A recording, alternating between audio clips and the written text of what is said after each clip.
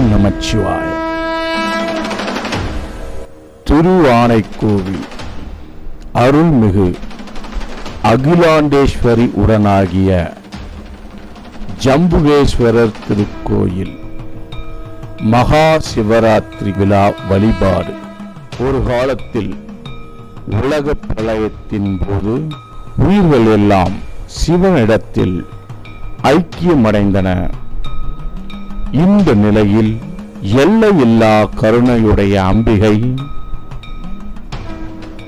அண்டங்கள் தோன்றி இயங்க வேண்டி இறைவனை இடைவிடாது தியானம் செய்தார்.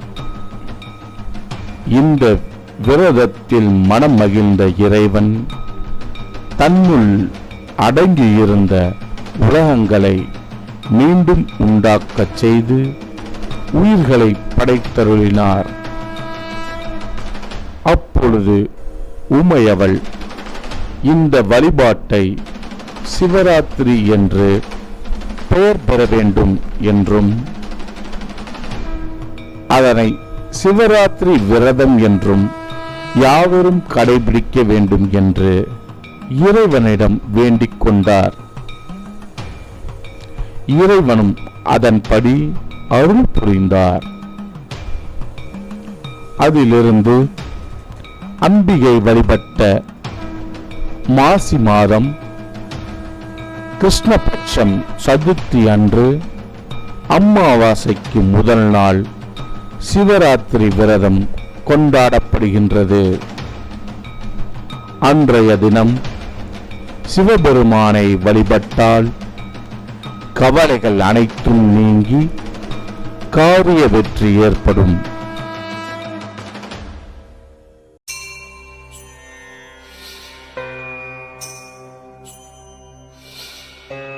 சிவாய நம என சிந்தித்தால் அபாயம் நமக்கு ஏற்படாது.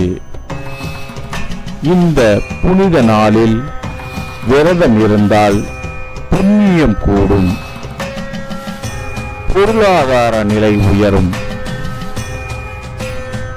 ஒரு நாள் முழுவதும் 6 கால பூஜையிலும் சிவனை நினைத்து வழிபட்டு சிவாலயங்களில் சிவ சன்னதியில் அமர்ந்து சிவனின் பெயரை உச்சரித்து வந்தாள் ஒரே நாளில் ஓராண்டிற்கான பலனும் நமக்கு கிடைக்கும்.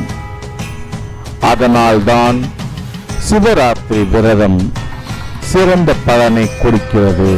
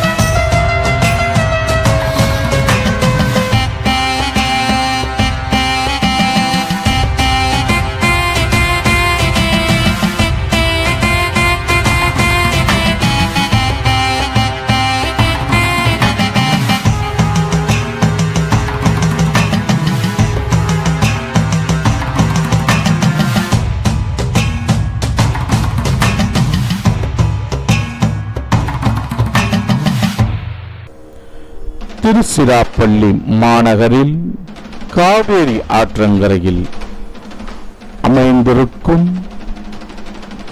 பிரசித்தி பெற்ற சிவன் கோயில் திருவானைக்கோவில். சிலர் இதை திரு ஆனைக்கா என்றும் அழைப்பர்.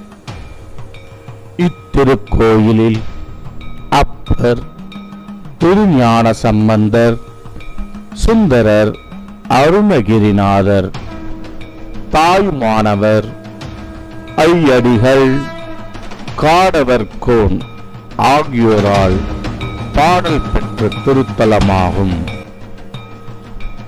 இத்திருக்கோவில் சிவபெருமானின் பஞ்சபூத ஸ்தலத்தில் ஒன்றாக திகழ்கிறது. இத்திருத்தலம் ஈர்க்குரியதாகும். தேவார பாடல் பெற்ற தலங்களில் 60வது சிவதலமாகும்.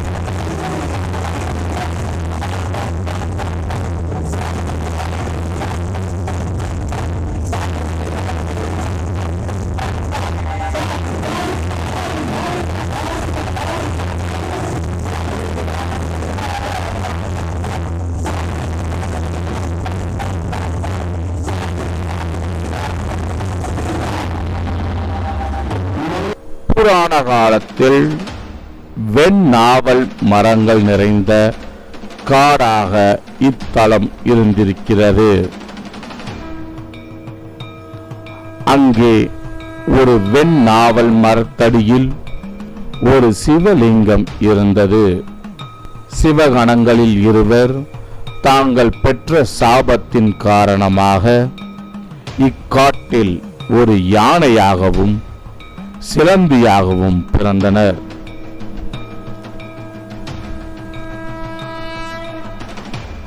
இக்காட்டில் உள்ள சிவலிங்கம் கூரை இல்லாமலும் வெயிலிலும் மழையிலும் கிடந்தது.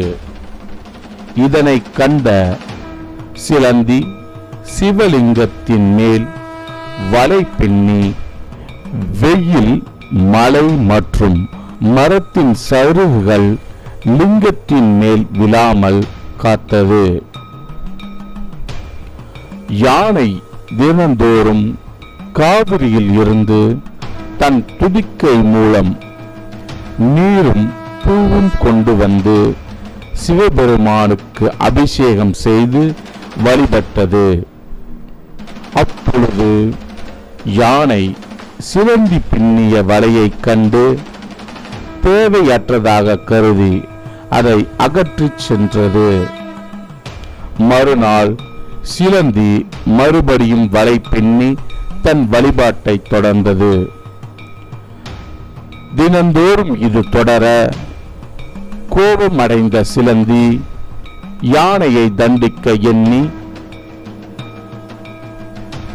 யானையின் துதிக்கையில் புக யானையும் சிலந்தியும் போராட கடைசியில் இரண்டும் மடிந்தன. இவைகளின் பக்தியை கண்ட சிவபெருமான் யானையை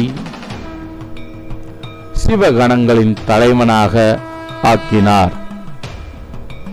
சிவனிடம் வரம் பெற்ற சிலந்தி மறுபிறவியில் கோசெங்கட் சோழன் என்ற அரசனாக பிறந்தது. கோசெங்கட் சோழன் யானை ஏற முடியாதபடி குறுகலான படிகளை கொண்ட காட்டு மலை மீது சிவலிங்கத்தை ஸ்தாபித்து 70 கோவில்கள் கட்டினான். அவை யாவும் மாடக் கோவில்கள் என்று அழைக்கப்பட்டன. கோசெங்கட் சோழன் கட்டிய முதல் மாடக் கோவில் திரு ஆனைக்கா ஜம்புகேஸ்வரர் ஆலயமாகும். திரு ஆனைக்கா பஞ்சபூத தலங்களில் ஒன்றான நீர்த்தலமாகும். மூலவராகிய ஜம்புகேஸ்வரர் லிங்கம் இருக்கும் இடம் தரை மட்டத்திற்கு கீழே இருப்பதால் எப்பொழுதும் தண்ணீர் ஊற்று இருந்து கொண்டே இருக்கும். காவிரியின் நீர்மட்டமும் லிங்கம் இருக்கும் இடத்தின் நீர்மட்டமும் ஒன்று என கூறப்படுகிறது. கோடையிலும் காவிரி வறண்டு இருக்கும் நேரங்களிலும் இக்கசிவு வற்றுவதில்லை என்பது சிறப்புமிக்கதாகும். திரு ஆனைக்கா ஜம்புகேஸ்வரர் ஆலயம் ஒரு மிகப்பெரிய சிவதலங்களில் ஒன்றாகும். 18 ஏக்கர் நிலப்பரப்பில் நீண்ட உயரமான மதில்களும் 4 திசைகளிலும் கோபுரங்களும் 5 பிரகாரங்களும் உள்ளன. அகிலாண்டேஸ்வரி சன்னதியில் 4 பிரகாரங்கள் உள்ளன. அகிலாண்டேஸ்வரி சந்நிதி கிழக்கு நோக்கியவாறு அமைந்துள்ளது. மூலவர் ஜம்புகேஸ்வரர் 5ஆம் உள்பிரகாரத்தில் சுயம்புவான லிங்கமாக எழுந்தருளியுள்ளார். திரு ஆனைக்கா அன்னை அகிலாண்டேஸ்வரியின் ஆட்சி தலம். அகிலாண்டேஸ்வரி அம்மையின் காதுகளில் இருக்கும் காதணிகள் பெரிதாக பக்தர்களின் பார்வைக்கு மிக நன்றாக பளிச்சென்று தெரியும். இந்த காதணிகளை தடாகங்கள் என்று அழைப்பார்கள். அம்பாள் முன்னொரு காலத்தில் மிக உக்கிரமாக உருவத்துடன் கொடூரமாக இருந்ததாகவும் பக்தர்கள் வழிபாடு செய்ய மிகவும் அச்சமுற்றதாகவும் இருக்க ஸ்ரீ ஆதிசங்கரர் ஸ்ரீ சக்கர ரூபமாக இக்காதணிகளை பிரதிஷ்டை செய்து அம்பாளின் உக்கிரத்தை தணித்தார் என்று தல வரலாறு கூறுகிறது. அன்னையின் உக்கிரத்தை தணிப்பதற்காக முன்புறம் விநாயகரையும் பின்புறம் முருகனையும் பிரதிஷ்டை செய்துள்ளார். இங்கு அதிகாலை கோபூஜையும் உச்சி காலத்தில் சுவாமிக்கு தினமும் அன்னாபிஷேகமும் நடைபெறுகிறது.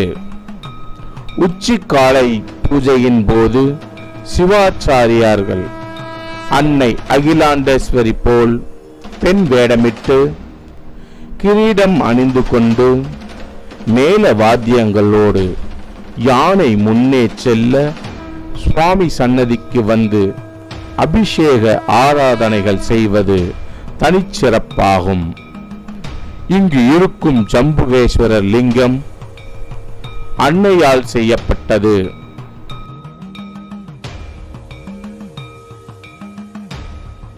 ஒரு முறை பூமிக்கு வந்த அம்பிகை சிவனை வழிபட அழகிய காவேரியில் சிறிது நீர் எடுத்து லிங்கம் வடித்தார். அம்பிகையின் திருக்கரங்களில் இருந்து நீர் லிங்கமாக மாறியது. அம்பிகை அந்த லிங்கத்தை வழிபட்டு ஆனந்தம் அடைந்தார். நீரால் செய்யப்பட்டதால் லிங்கம் ஜம்புகேஸ்வரர் என அழைக்கப்படுகிறது.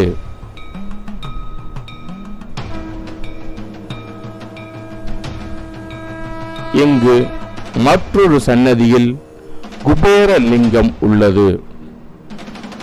மிக பெரிய வடிவாகவும் பலமுக ருத்ராட்சம் தாங்கியும் உள்ளது. இந்த குபேர லிங்கத்தை குபேரன் வழிபட்டதால் சிவன் அருள் பெற்று செல்வந்தன் ஆனார் என்று வரலாறு கூறுகிறது. இத்தகைய திருவானைக்கோவில் அருள்மிகு அகிலாண்டேஸ்வரி உடனாகிய ஜம்புகேஸ்வரரின் திருவருளை வேண்டி வழிபடுவோம். ஓம் நமச்சிவாய.